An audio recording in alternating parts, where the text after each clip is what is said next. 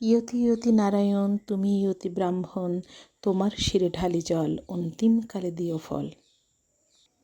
কার্তিক মাসের সংক্রান্তিতে অর্থাৎ মাসের শেষ দিন আমরা মেয়েরা একটি ব্রত শুরু করি, তারই নাম ইতু পূজা। সমগ্র অঘ্রাণ মাস জুড়ে এই ব্রত পালন হয়। অঘ্রাণ মাসের সংক্রান্তির দিন ইতু বিসর্জনের মধ্য দিয়ে ব্রতের সমাপন। অঘ্রাণ মাসের প্রতি রবিবারে এই পুজো চলতে থাকে। কেউ কেউ মনে করেন ইতু মিত্র, অর্থাৎ ইতু পুজোর অর্থ হল সূর্য পুজো। এই কারণেই মাসের প্রত্যেক রবিবার ইতু পুজোর রীতি। ইতু একটি লোক উৎসব। কথায় বলে বাঙালির 12 মাসে 13 পার্বণ। তবে শহুরে উৎসবের ছোঁয়ায় এখনও হারিয়ে যায়নি গ্রামের নিজস্বতা ইতু পুজো, যার প্রমাণ। অষ্টচাল অষ্টদূর্বা কলসপত্রে ধরে ইতু কথা এক মনে শোনো প্রাণ ভরে। ইতু দেন বর ধনে জনে বাড়ুক ঘর। এই হলো ইতু পূজার মন্ত্র। কার্তিক সংক্রান্তিতে অথবা অগ্রহায়ণ মাসের প্রথম দিনে ইতুর ঘট পাতা হয়। 2-3 জন মেয়ে কিংবা বউ সঙ্গী হয়ে এই পুজো শুরু করে।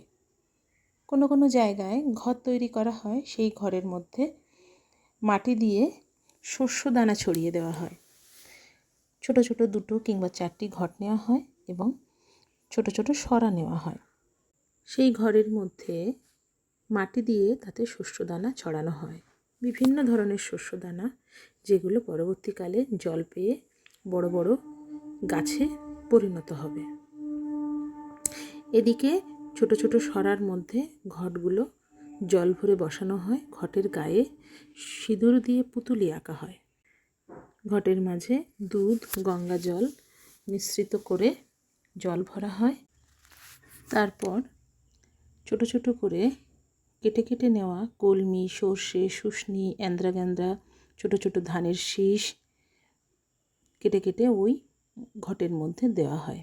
ছোট মাটির সরার মধ্যে বেলপাতা রেখে তার মধ্যে ওই সাজানো ঘট 2টি বসানো হয়। আলাদা মাটিতে মানকচু গাছ, হলুদ গাছ এবং বট গাছের চারা লাগানো হয়। তারপর নানা রকম ফুল দিয়ে ঘরটাকে সাজানো হয় ও পুজোর জন্য সব কিছু জিনিস গুছিয়ে নেওয়া হয়।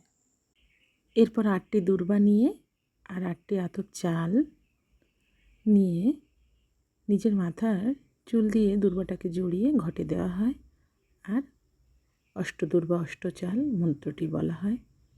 এরপর সূর্যদেব এবং অন্যান্য দেবদেবীকে প্রণাম জানিয়ে মন্ত্র পাঠ করে পুজো শুরু করা হয়।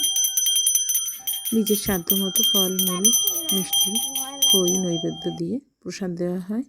পুজো শেষে দিয়ে আরতি করে ব্রত কথা পাঠ করে পুজো সম্পন্ন করা হয়।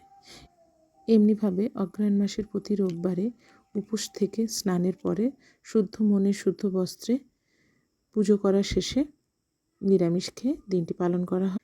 এমনি করে অগ্রহায়ণ মাসের সংক্রান্তিতে পিঠে পুলি পায়েসের আয়োজন করে পুজো শেষে সবার মাঝে প্রসাদ বিতরণ করে সূর্যাস্তের পরে ঘট বিসর্জন দেওয়া হয় পাশের কোনো জলাশয়ে বা পুকুরে। ইতু তুমি লক্ষ্মী, ইতু তুমি নারায়ণ, ইয়তি ইয়তি লক্ষ্মী, তুমি ইয়তি শস্য। এই ছড়াগুলো মূলত ইতু ঠাকুরের কাছে শস্য বৃদ্ধি, পারিবারিক সুখ সমৃদ্ধি এবং নিজের মনস্কামনা পূরণ করার জন্য বলা হয়ে থাকে। বাংলার ঘরে ঘরে এই ব্রত কথা পালনের মাধ্যমে মা, ঠাকুমা, দিদিমারা বেঁচে থাকে।